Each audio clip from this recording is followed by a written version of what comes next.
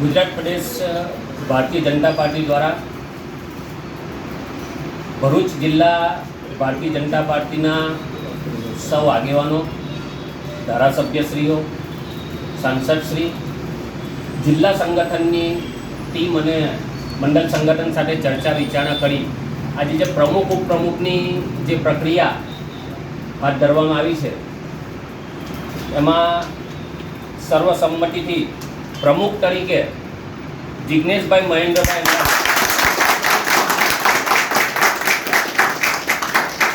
ઉપપ્રમુખ તરીકે વિરલબેન પિયુષભાઈ મકવાણા, કારોબારીમાં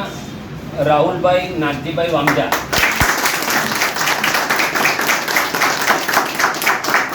પક્ષના નેતા તરીકે અશોકભાઈ જયમલભાઈ પટેલ